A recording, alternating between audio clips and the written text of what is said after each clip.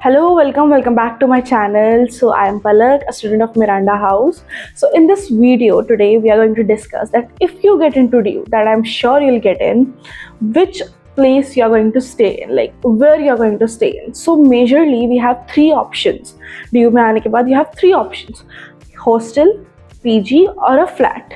सो हम इन तीनों को डिस्कस करेंगे, एक्सपेंस के बारे में डिस्कस करेंगे, कन्वीनियंस के बारे में डिस्कस करेंगे, और आप अपने लिए सोच लेना कि आपके लिए कौन सा ऑप्शन सबसे बेस्ट रहेगा। So first option is hostel. तो हॉस्टल दो टाइप के होते हैं, या तो आपके कैंपस के अंदर ही हॉस्टल होता है, या फिर ऐसा होता है कि एक पूरे कैंपस का, लाइक नॉर्थ कैंपस या साउथ कैंपस का एक हॉस्टल होगा।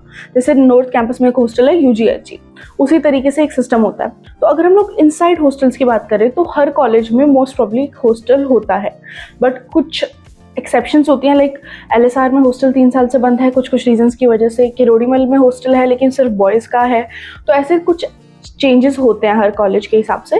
तो अगर हम लोग हॉस्टल की बात करें तो उसके अंदर PG से कम पैसे लगेंगे। PG की हम लोग बात करेंगे, उसके अंदर फूड आपको अटैच मिलेगा। कन्वीनियंस ये रहेगी कि आपको आपकी क्लासेस मिस नहीं होंगी, क्योंकि क्लासेस होती है उसके अंदर काफ़ी गैप्स होते हैं, 1-1 घंटे का, 2-2 घंटे का। तो उसमें आप लोग PG नहीं जा सकते या फिर घर नहीं जा सकते। जो लोग दिल्ली में रहते हैं तो हॉस्टल में अगर रह रहे हैं तो वो जाके अपने रूम में रेस्ट कर सकते हैं।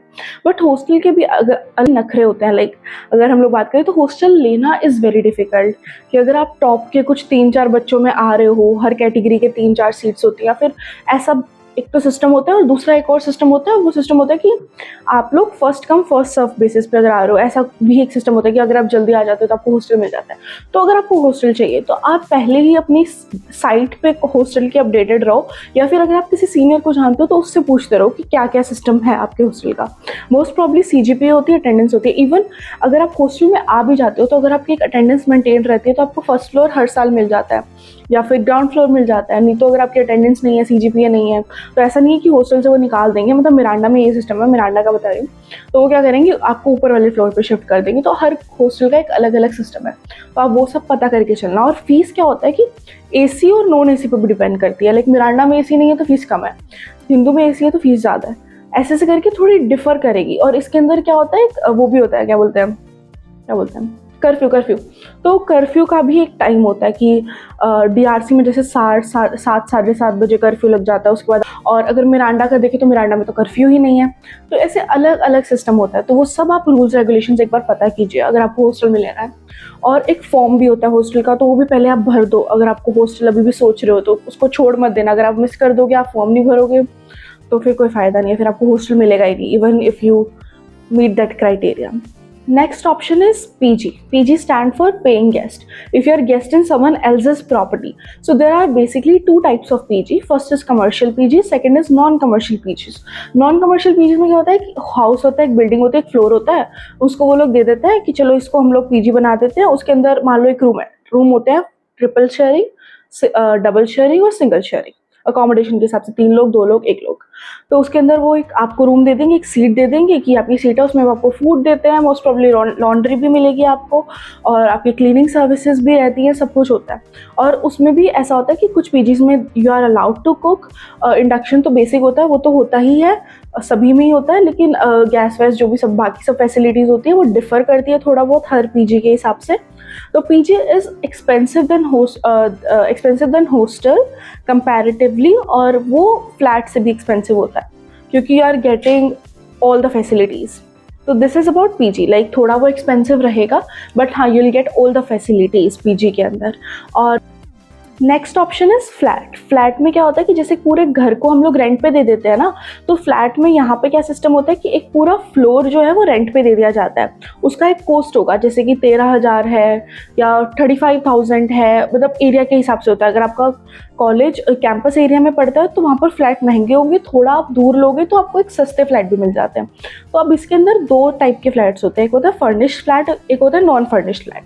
फर्निश्ड फ्लैट में आपको बेसिक फैसिलिटीज़ दी जाती है, लाइक वो सोफ़ा दे देंगे, किचन के कुछ अप्लाइंसेज होंगे, सब कुछ होगा। बट नॉन फर्निश्ड फ्लैट में वो जस्ट आपको एक बिल्डिंग देंगे और उसके अंदर बेड तो होता है, बट बाकी फैसिलिटीज़ आपको, बाकी चीज़ें आपको खुद से अरेंज करनी होगी। फर्निश्ड फ्लैट के 2-3 हज़ार या फिर 4,000 या 5,000 एक्स्ट्रा होते हैं थोड़े, और नॉन फर्निश्ड के पैसे थोड़े कम होते हैं। अब फ्लैट में क्या होता है कि you have to cook your self, otherwise you have to keep a maid. Maid रख लो आप, they'll cook for you, they'll clean your flat and also they'll do laundry also, और इधर you want laundry service to be done from somewhere else, ऐसा होता है. तो flat में you have some sort of responsibilities that you have to fulfil. Like खुद का है तो थिंग्स आर ऑन यू. आप 4-5 लोग फ्लैट में रह सकते हो, 2 BHK 1 BHK, there are different options. तो सेफ्टी आपके हाथ में ही होती है उस चीज़ में, क्योंकि आपको बस एक वो रेंट दे दिया गया है. अदरवाइज आपको बहुत फ्रीडम रहती है कि यू कैन गो एनीवेयर और you can like let someone else come to your flat. So now is the comparison. If we compare PG flat and hostel, so hostel is convenient on the basis that कि आपको college के अंदर ही हो, आप कभी भी आना जाना करो, बट उसके अंदर भी डिपेंड्स कि आपको कहाँ का हॉस्टल मिल रहा है, कौन से कॉलेज का हॉस्टल मिल रहा है. पीजी में भी ऐसा होता है कि आपको सब कुछ मिल रहा होता है. तो आई वुड सजेस्ट कि if you don't have any financial issue, you should go for PG at least for a year, ताकि आप चीज़ों को थोड़ा समझ पाओ. You are not that ready in your first year I think कि आप सीधा फ्लैट में चले जाओ, क्योंकि वहाँ रिस्पॉन्सिबिलिटीज़ आती हैं और अच्छी खासी रिस्पॉन्सिबिलिटीज़ आती हैं.